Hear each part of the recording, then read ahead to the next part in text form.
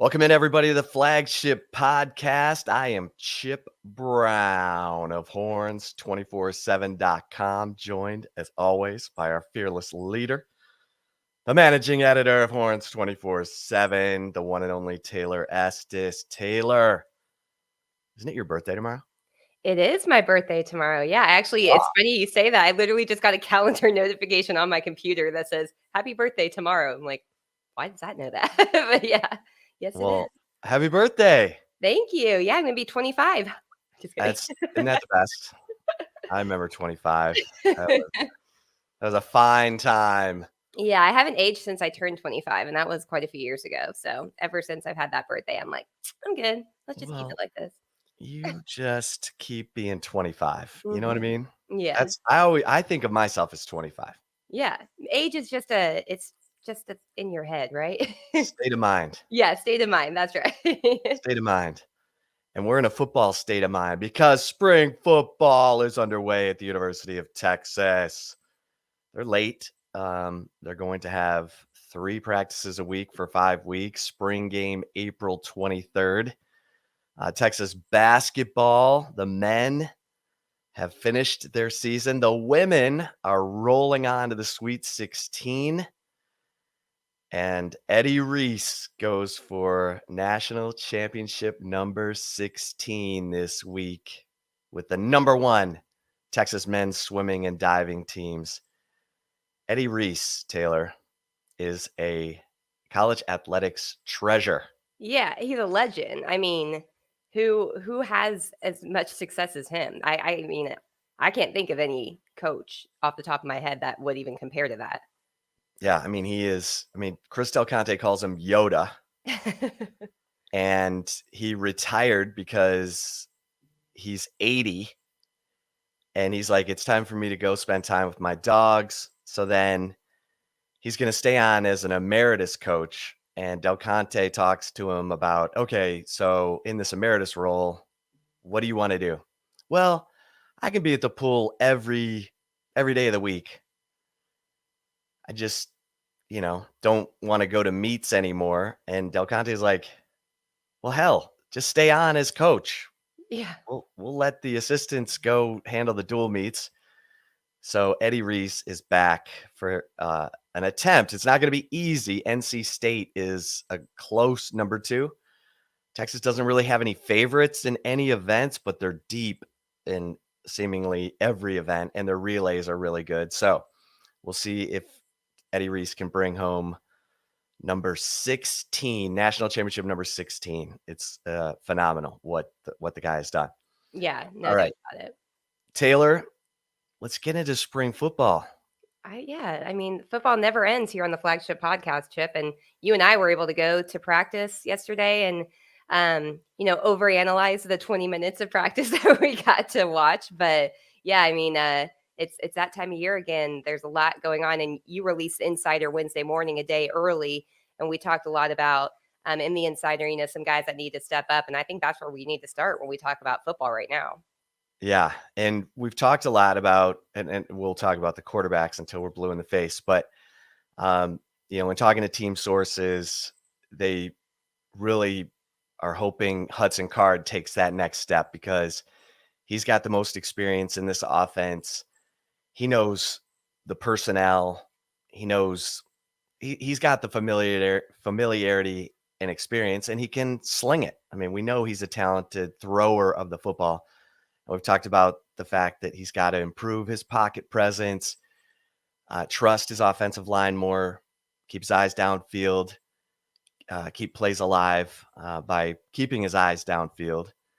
And if he can do that, at best, he will be leading this team's offense in the fall. At worst, he's pushing Quinn Ewers to have to be, to get better every day. You got to have competition at positions because you just don't want anyone getting complacent. You don't want anyone thinking it's my job, I have nothing to worry about. That doesn't breed improvement in the competitive edge that Steve Sarkisian's looking for. Yeah, for sure. No doubt about it. I mean, think back to when, that 05 Texas national championship team. Think about a lot of the guys that were, not starters on that team. I mean, there was competition, it seemed like every single day in practice. And I think a lot of the starters knew that because there was so much talent on that roster. They knew that they could have easily been replaced. And so, I think Chip, a lot of Texas fans are assuming Quinn Ewers it's his job to lose right now. That I don't know. That may be true. It may not be true. Who knows? I don't think that even the coaches really know that right now. However, it's not necessarily a bad thing if this quarterback battle becomes more of a battle. I mean, it's only going to make both of the guys better. And, you want competition, as you mentioned, across the board, but especially at Texas with how kind of, Texas got really, I think, what's the word? They got used to having a set starter in Sam Ellinger. However, you go back prior to Sam Ellinger, it was always up and down with the quarterback position at Texas. And, I think that you want the competition to be fierce. You want it to be strong. And I think with the talent that they have currently in Hudson Card and Quinn Ewers, those are both two talented quarterbacks. Hudson Card is no scrub, obviously. You've seen what he's been able to do. He's a great arm, obviously. I know he had some ups and downs in his first year last year, but still, I mean, he has a lot of talent and a lot of upside. So as long as this goes on, this battle, I think that's a good thing. Do you agree? I mean, Yeah, are you thinking that's negative? absolutely. I mean, look, no one wants to think about the fact, well, they need both of these guys to play at a high level. And Hudson Card has the pedigree. He's got the talent. Now he's just got to put it together, from a confidence standpoint, from a body language standpoint. One of the things that coaches were concerned about was how Hudson Card carries himself on the sideline, how he interacts with his teammates. If things aren't going well, he tends to slouch a little bit. And so, those are the things that coaches pointed out to him, and we'll see how that progresses. We got a long way to go. And there's other positions that have even less experience in this offense and in college football than Hudson Card, including the tight end position. And that's another position that has to step up, because you're talking about Jatavian Sanders and Gunnar Helm as the blocking tight ends. Neither one of them has ever started a game. They're highly recruited. They're talented. They put on the good weight. They're both, 250, and Jatavian Sanders looks like he can put on more good weight. He's got that kind of frame, but those guys, unproven. And we know how important the tight end is to this offense, not just from a blocking standpoint in the running game, but from a motion standpoint. They are often the guys who are put in motion to help the quarterback determine if the defense is in man or zone. So, the coaches are looking for guys they can trust, and these are young guys, Taylor. Yeah, they are. And when you do talk about the tight end position, I think you also have to mention Jalil Billingsley. He was a guy actually that Steve Sarkisian, after the first practice on Tuesday, pointed out as a guy who he thought looked good. And that's not really surprising because, he does have the experience in this offense, from when he was at Alabama. He learned under Jeff Banks already, the tight ends coach and special teams coordinator at Texas, because he was in that same role at Alabama. He knows Steve Sarkisian's offense, but you're right. I mean, the blocking tight end has to step up because Jalil Billingsley is more. I mean, if you look at his measurables, he's more of a receiver type of player. Like, not really. I mean, he's 6'4", 214. Yeah, I mean, he kind of is like almost like a Lil Jordan Humphrey-esque type of player, I think. And that's not a bad thing. Obviously, look at what Lil Jordan Humphrey was able to do, during his time at Texas when he did see the field. And I wonder if that's going to be kind of the role that Jalil Billingsley is going to kind of fill more so. But when it comes to the blocking tight ends, I mean, losing, Cade Brewer, I don't know if he ever really got too much of enough credit that he really deserved, because I think he was the most consistent blocking tight end. I mean, Jared Wiley always looked the part, but he just kind of seemed to not really like the contact. I don't know. Maybe I was just my judgment of it, or from my angle. No, you're right. And that's the question about Jatavian Sanders. Yeah. He's a big receiver in high school. Can he learn to love to block? Well, Look, it's hard. It's hard. You're taking on big defensive ends. You're you're being asked to, handle a lot, but you gotta love contact. Yeah. Well, you would think it would be kind of natural for him because he's played on defense too. I Right. mean, yeah, he was a defensive lineman, right, in high school as well, and I mean, he's playing tight end obviously at Texas, but you would think that that would be more natural for him, and it hasn't come along. I mean, he was not an early enrollee last year, so he didn't go through spring ball or anything like that. He enrolled in fall or excuse me, for the fall camp. He was on campus for that, but I think that he really is one that needs to take that next step because you would expect him to be able to and willing to be a blocking tight end since he has also played, defensive line. Yeah, and it's his time. He's number 0 now.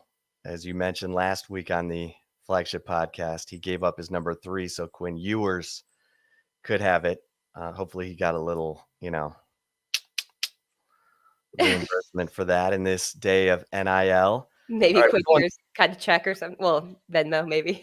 Is that even cool now? and all right, we're going through the players and positions that have to take the next step, take their game up a level for Texas to recover from this 5-7 season that they had in 2021. We've talked quarterback, tight end, all the offensive line returners, Taylor, and you've got Andre Carrick now at left tackle and Christian Jones, who played left tackle all last season, at right tackle, which tells you that they want Andre Carrick to show what he showed really when he played as a freshman in 2020 and started to earn this reputation among teammates as a nasty offensive lineman. There was high hopes, and then last year it seemed like kind of leveled off, and they need him to take the next step because Kelvin Banks and Devin Campbell are coming in June.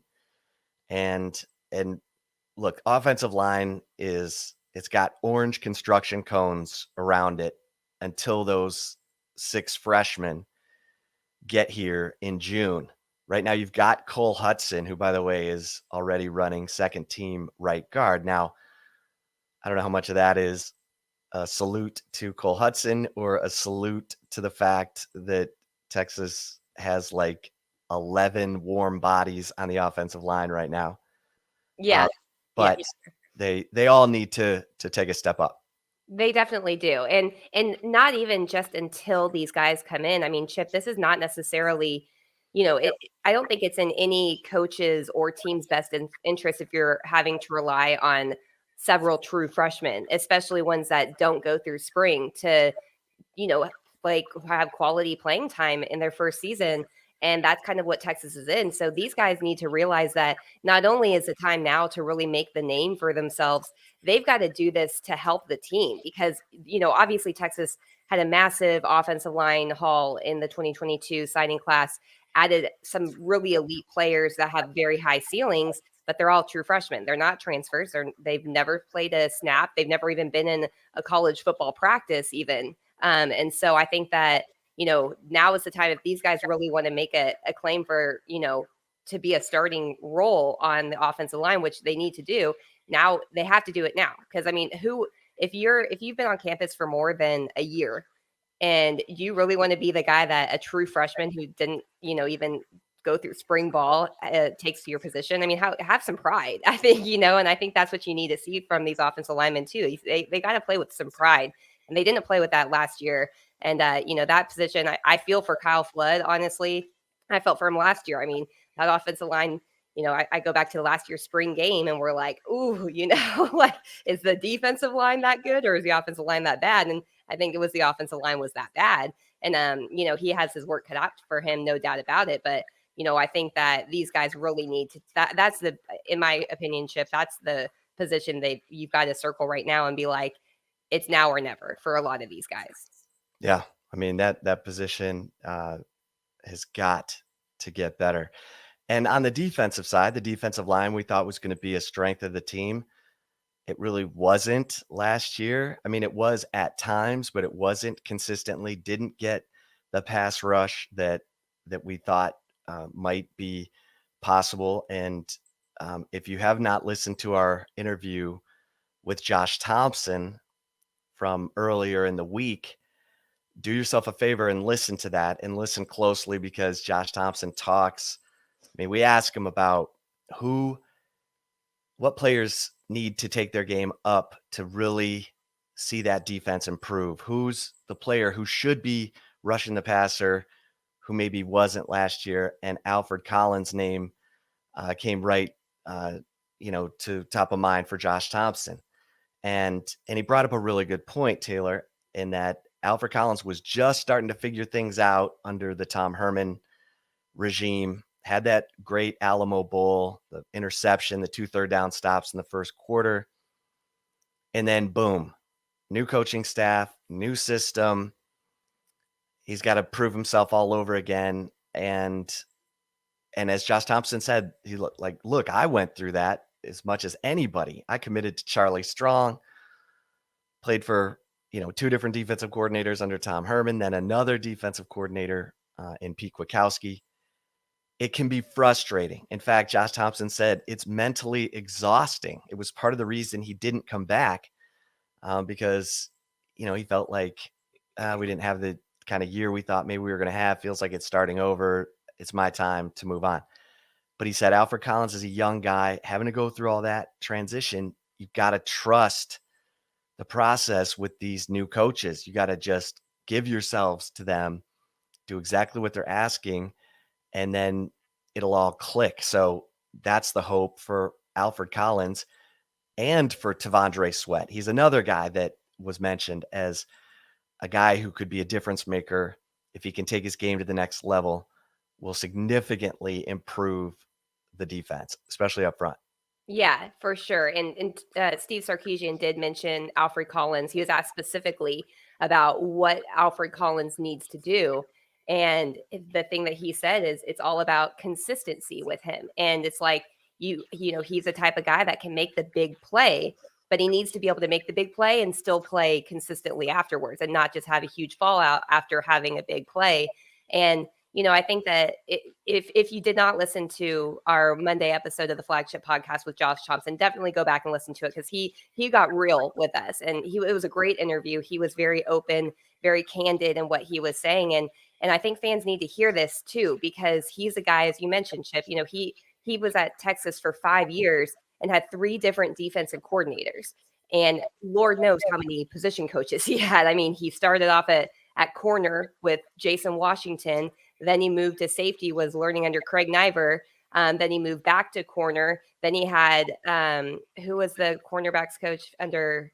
Jay Valai. Jay Valai, yeah. And then, had Terry Joseph. And he did speak very highly of Terry Joseph too, which I thought that was important to hear. And he spoke highly about Pete Kwiatkowski too. But this is where fans that say, oh, we need all these coaching changes just because a unit's doing poorly, it actually sets the program back even further. And Josh Thompson is a very great example of, his best football, as you've mentioned before, and you told him this, and he agreed with it, is ahead of him.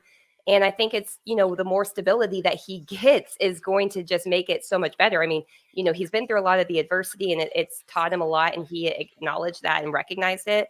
But you can't just always just go to, okay, this isn't working, let's fire this coach and get someone new, because it doesn't help the overall group. And, I think with Alfred Collins, he's really got to just, buy in to Bo Davis. Bo Davis has a great track record of developing defensive linemen, and all of the defensive linemen honestly need to buy into that, because he knows what he's doing. I mean, this is the second time he's been on the staff at Texas. He's coached how many, SEC defensive linemen that you look at those guys, they're all over the NFL right now. And so, you just they've got to, really buy into these coaches, but they also need the consistency, not just from the players, but from a coaching staff too, Chip. I think that's something that's huge. And I think Texas fans need to acknowledge that the answer isn't always just to fire people.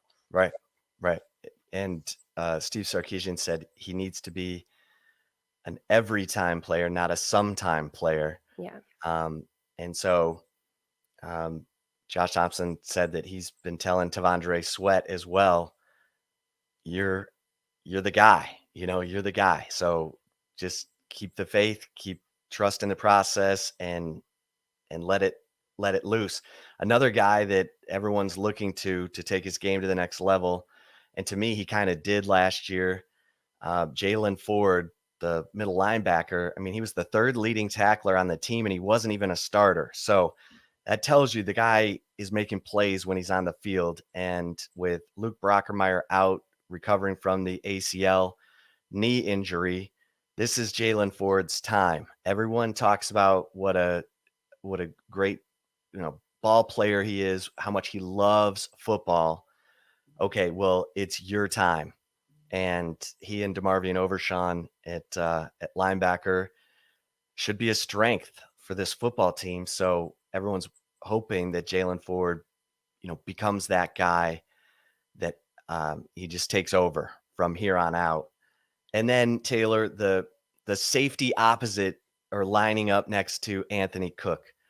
That's the other position that has a lot of people, wondering, questions, because you've got Anthony Cook, who also has to prove that he can make the transition from nickel to safety.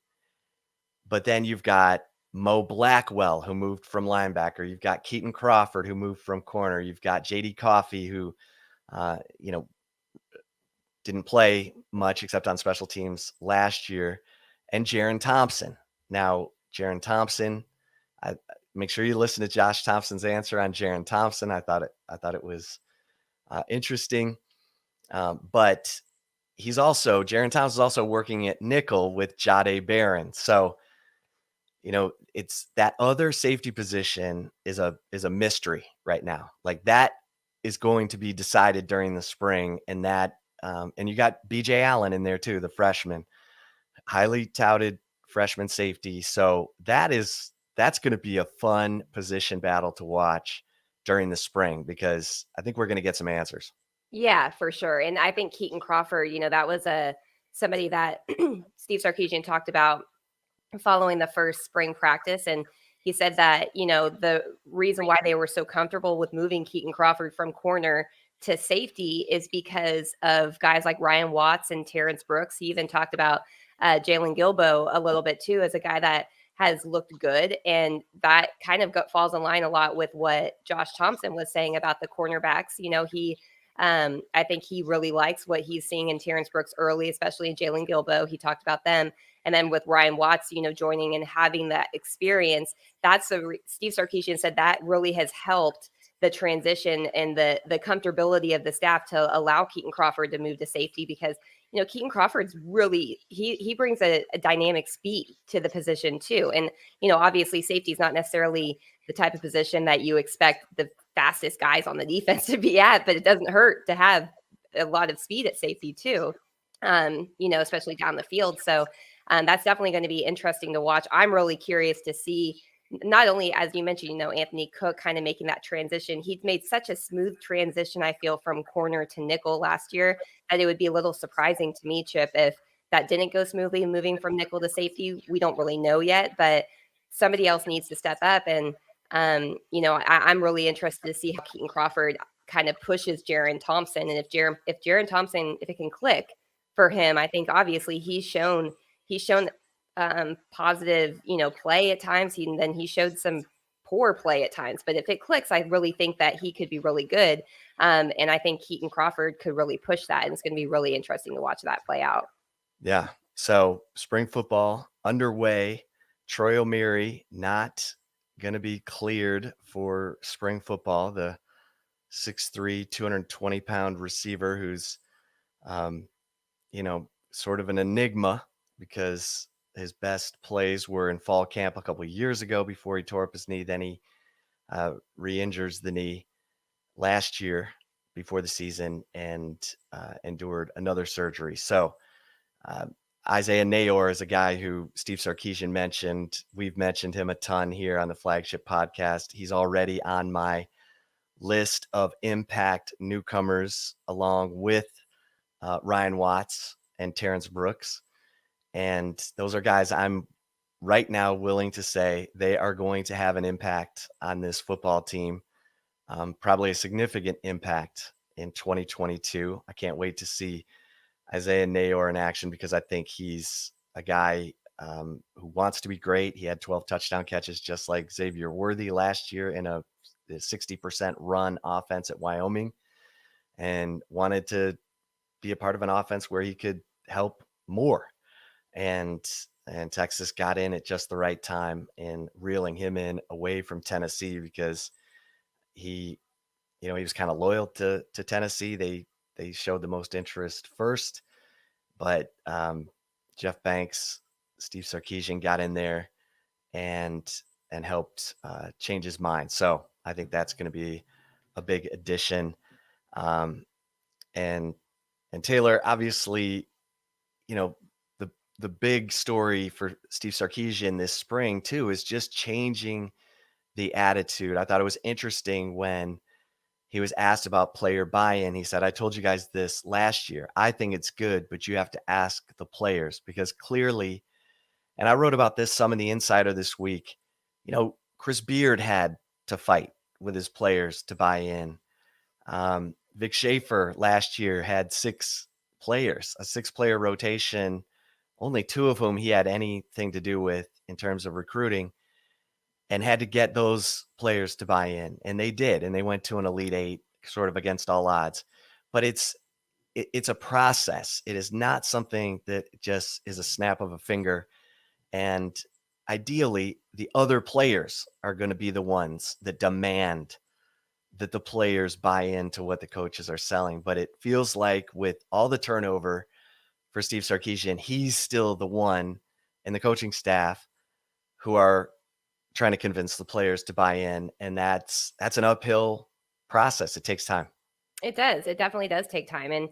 And he talked about, definitely needing that. But he said that, some of the best teams that he has ever been around had not just player buy-in, but fantastic player leadership. And player leadership has to come from players buying into the coaches too. It's not just, on the coaches. And it's a tough thing, Chip. I think as you mentioned, Chris Beard went through it too. I mean, he came in really hyped, but still, I mean, when you change a culture and you try to change the culture inside a locker room, it's not an overnight process. It's not even a monthly process. I mean, it takes a very long time. And if you think about it, you look at some of the players that he had, the staff was working with last year, they've gone through a ton of transition, a ton of coaching changes, excuse me, a ton of just adversity, during their time. And I feel like they had so many guys that almost had that here we go again mentality when things were not going their way.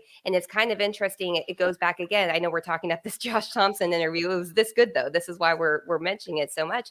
But he talked about that. He talked about how there were times where when they started games, everything was good. And then it was like the communication fell off and the play started falling off when things weren't going their way. And I really feel like that was that whole here we go again mentality. The question is that still in the locker room? Because there's obviously still carryover players from last year's roster. I know that, Steve Sarkisian's kind of cleaned house a little bit and a lot of guys have left, but I don't think we'll know if all of that type of thought process is out until we see any adversity in the season. But that's going to be something that the players need to hold one another accountable for that, and it's going to be fascinating to see. And I think, especially when you have young quarterbacks, I think that that is going to definitely need more and more leadership from players around them. And Steve Sarkisian talked about Bijan Robinson being one of the guys that they want to see more leadership from. Bijan Robinson talked about that last season. And yesterday when we did talk to Steve Sarkisian, he said that they tried to do some different things in winter conditioning to really uplift some of these like player leadership and help them to, more comfortably fill that role. And Bijan Robinson's one of that, but they're really going to need that. And it's going to, I don't think we're going to have an answer of if that type of thought process is out of the locker room until we really see this team go through any adversity. Yeah, no question about it. And that's one of the things that gives me a little bit of a nagging, that's a tough question to answer. You won't be able to answer it until you hit adversity in the season. But who are those players? Because Anthony Cook, as good as he is, he's kind of a quiet guy. Mm-hmm. He's got to get out of his comfort zone. You need to have a Michael Griffin back there, a guy who's going to get everything communicated and look at a guy when he makes a wrong play and say, what on earth were you thinking there? And be able to get everybody's attention. And that's That's something as the last line of defense at that safety position. You got to be strong up the middle of your defense. We know that the defensive tackles, middle linebacker, and then your safety position.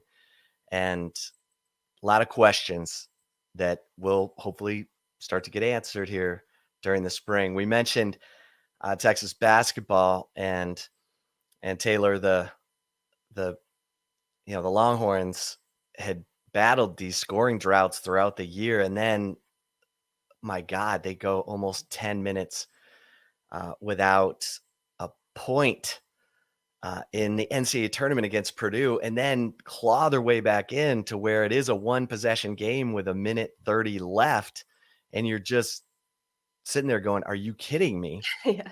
Because during that 10-minute scoring, or nearly 10 minute, 9 minutes and 40 seconds, without a point, Purdue was on a 20-0 run, and you're thinking, "Oh my gosh, this is going to be a nightmare," and it was. But they clawed their way back. They're in a one possession game with a minute 30 left, and then Jaden Ivey, the star, I think he's electric. I should have taken Purdue to the Final Four, but Jaden Ivey hits that dagger three, and that was it.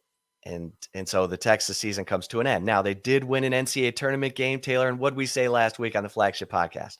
If they win an NCAA tournament game, take it as a win.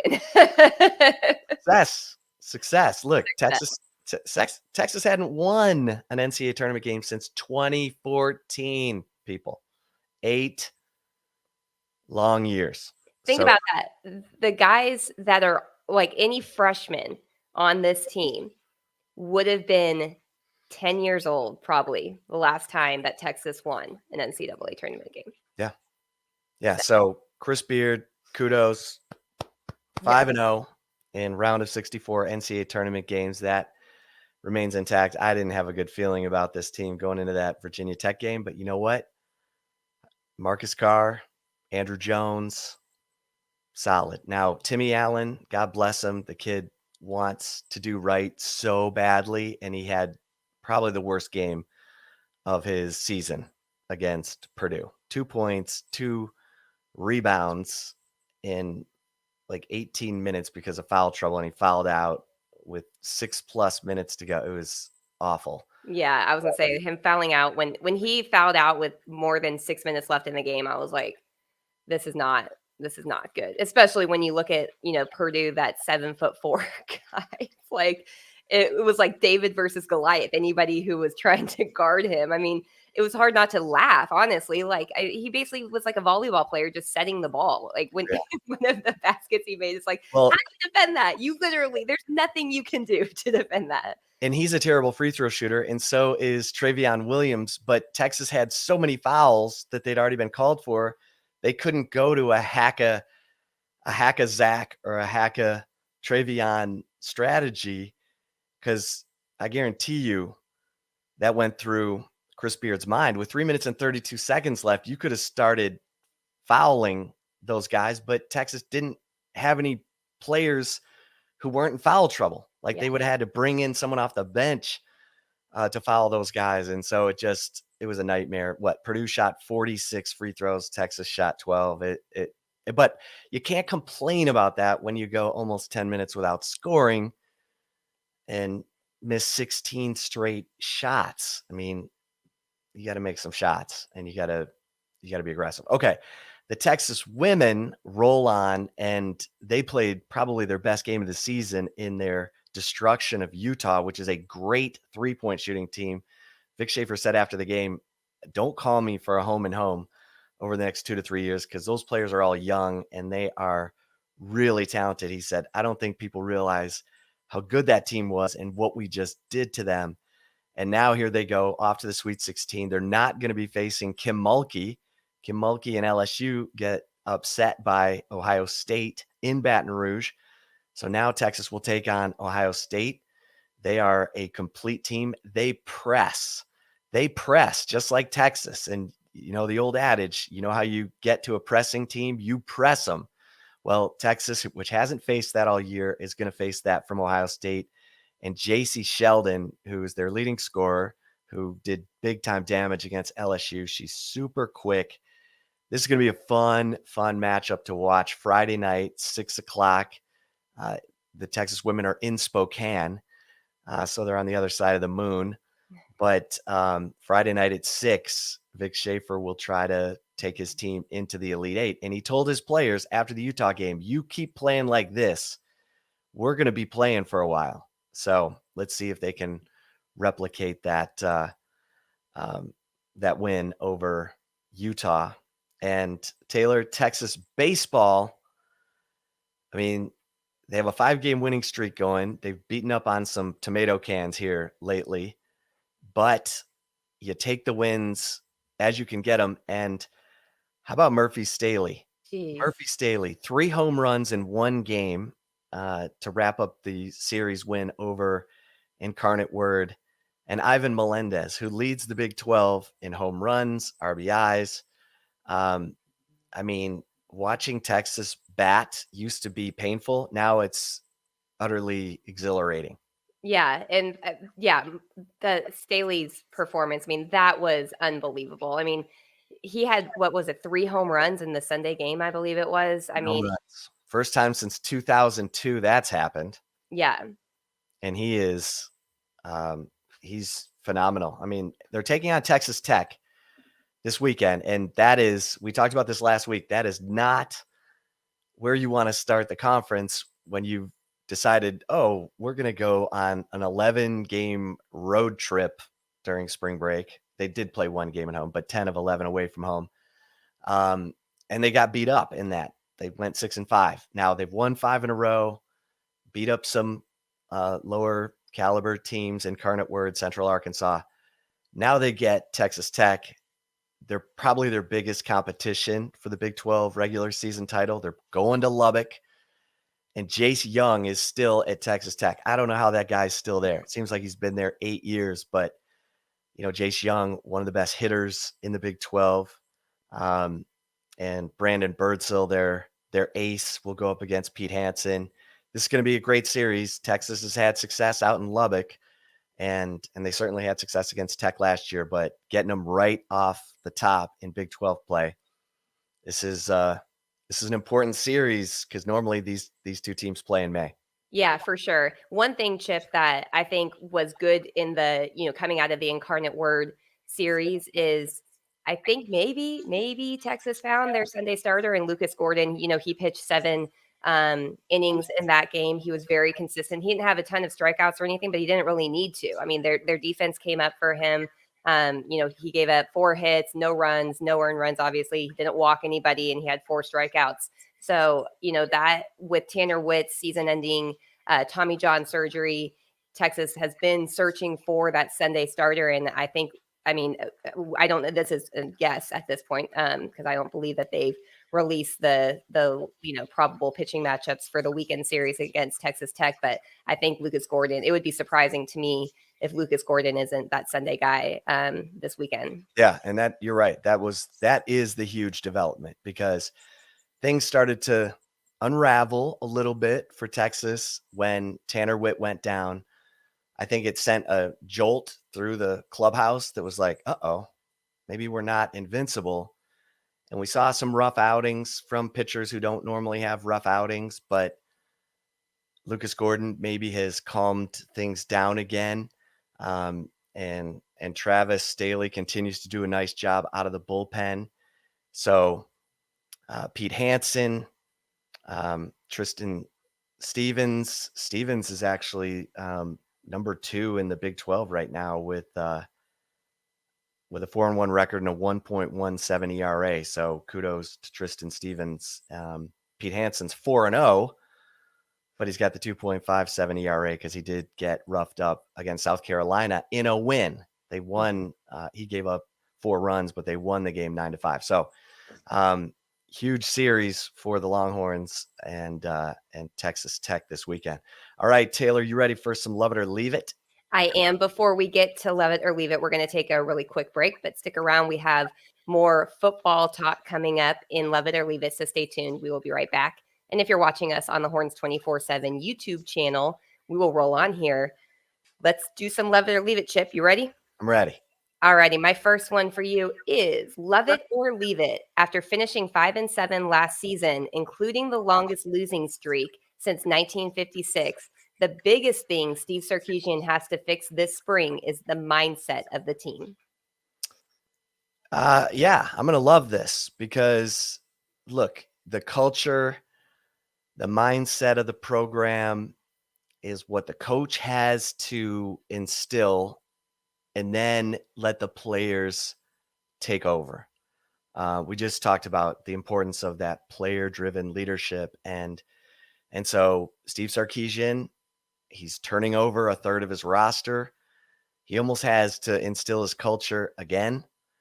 Um, when you listen to the interview we had with Josh Thompson, you're almost, as a Texas Longhorns fan, you're almost bummed out that he's leaving because he's such an advocate for Steve Sarkisian and this coaching staff and their culture.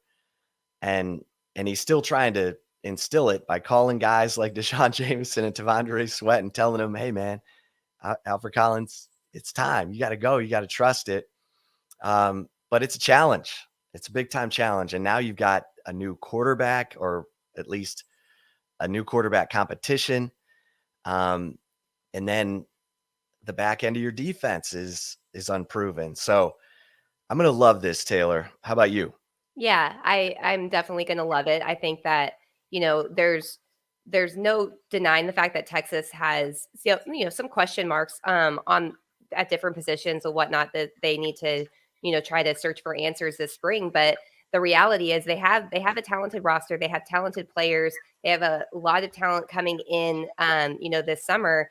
But the mindset is so crucial. I mean, it's just obviously, hearing Josh Thompson talk about it and talk about how, when things were going, south, and then it just like everything fell off, communication, every single thing fell off. And that's, I mean, clearly, as you watch what happened with Texas football last season, it's impossible to overcome. And so, this is something that I think that it's probably going to be a little bit better this year because they do have, new guys coming in. They have the guys that did stick it out, stick around, and they obviously know what the coaches are demanding of them and what they require of them. They've got to fully buy in and help, instill that culture with some of the younger guys. But the good thing I think that Texas does have working for them is with so much change in the roster, sure, there's going to be ups and downs. There's going to be a lot of young players around, but it's a fresh start. It's a clean slate from a culture standpoint and from a mindset standpoint. They're not the ones that were around with the, constant coaching changes and everything that has happened for Texas over the last few years. So I think it's probably in a better place right now than it was at this time last year for Steve Sarkisian, but there's no denying that, I have to love this. That's one of the biggest things that Steve Sarkisian and the staff definitely have to fix this spring. All right, love it or leave it, number 2. And the second one is, sorry, my bad allergies right now. Love it or leave it. It's too early to get excited about anything we saw during Tuesday's first spring football practice. You know what? I'm going to leave this and I'm going to say Isaiah Nayor, baby. Isaiah Nayor.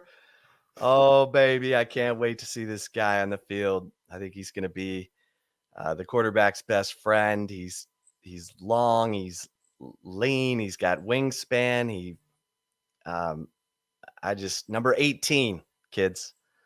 Number 18 at receiver.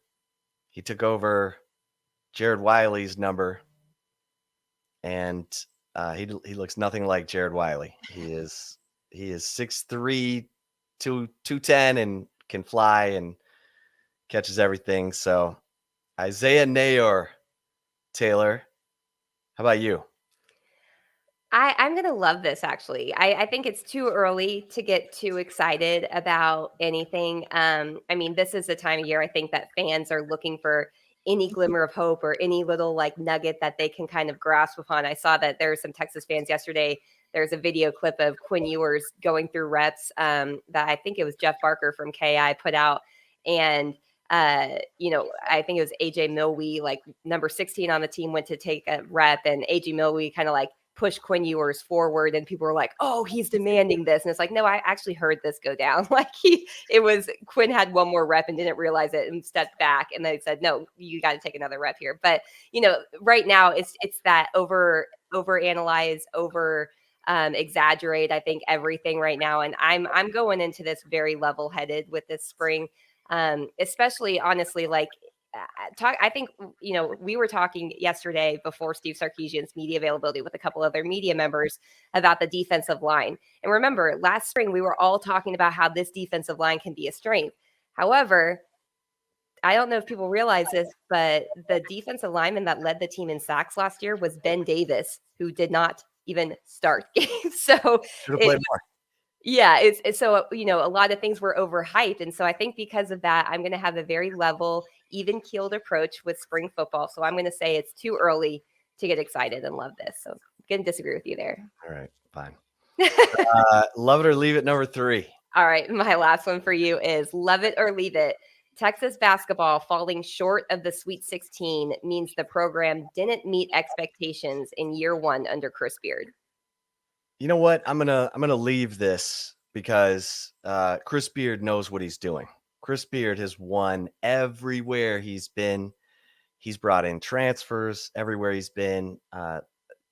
University of Arkansas, Little Rock, prime example. That was a 500 team that he brought in the right transfers, and they ended up winning their league, going to the NCAA tournament, beating Purdue as a 12 seed.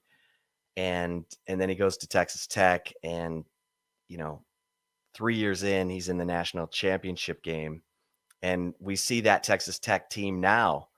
They look like a team that could go to the Final Four, and that was all Chris Beard. I mean, Chris Beard built that culture of toughness and accountability, and that's what I love the most. Even the rant he had after the loss to TCU in the Big 12 tournament, where he said, "I think we have a bunch of guys who think they know the answer, who don't." And that's Chris Beard saying, listen, get on board because I know what I'm doing. Our coaching staff knows. They've been to the Final Four. They know what's going on. You have to trust us. And I liked Chris Beard taking that stand because I felt like his team gave him everything they had in the NCAA tournament. They fought. That was the Texas team that I'm sure Chris Beard had been waiting to see. They played with their heart against Virginia Tech, even in the embarrassing, 20-0 run against them, to come back from that, claw their way back into a one-possession game against Purdue. It's happening. The culture is happening. Andrew Jones said it best after the game. These coaches know what they're doing. Everybody's got to get on board and trust it. And he's got 5-star point guard Arterio Morris coming in next year. He's got a 5-star small forward coming in next year. Beard will not bring in as many transfers next year. His culture will start to feed off of itself. They'll go to the Moody Center. It'll be amazing. Texas fans need to throw all their support behind Chris Beard because this guy knows what's going on. And I'm going to leave it. I think he did get his culture in, and they won an NCAA tournament game. Taylor, how about you? Yeah, I'm gonna leave this too. Now, I mean, they may not have met Chris Beard's expectations for year one, but I think overall, I think that you have to take this year as chalk it up as a win. I mean, obviously, Texas came in very hyped in preseason leading up to the season.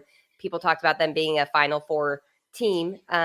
We talked about that last summer, and I think both of us were like, "Whoa, tap the brakes there a little bit. Let's watch the transition in year one with a new coaching staff and all these new players." But yeah, I think that honestly, as you mentioned, I mean, they did fight, and that's something that you have to take as the team is at least fighting for not just themselves, but for the coaches too. And I think that's huge. And I think that's crucial to, for the program moving forward.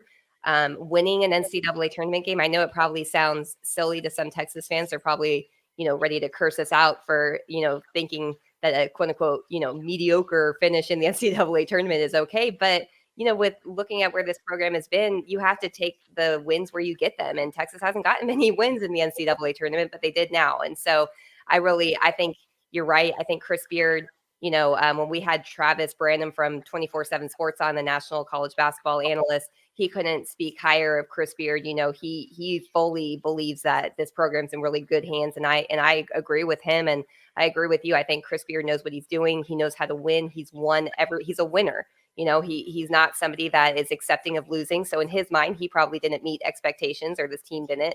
But as a whole, from an outsider standpoint, I think that you have to just take this as a positive step moving forward in the future. And as you mentioned, they're bringing in more talent. They're not going to have to rely on tons of transfers and, guys from all over the place coming in and trying to learn, how to work with each other and learn how to, be coached by this staff. So yeah, I think that you have to leave this. And I think that this program did actually meet expectations in year one. All right. Good stuff. Good stuff. Big weekend ahead, folks. Texas Tech baseball, #1 men's swimming and diving going for the national championship, more spring football. And of course the Texas women Friday night, 6:00, taking on Ohio State. And Texas relays this weekend too. Oh my God. Texas relays. It's going to be bonkers. The Dell match plays going on here in Austin. So whatever you want, it's on the deck for you. So thanks everybody for listening to this episode of the Flagship podcast. Make sure you check out that interview with Josh Thompson. For Taylor Estes, I'm Chip Brown. We'll see you over at horns247.com. And until next time, stay safe and keep the faith.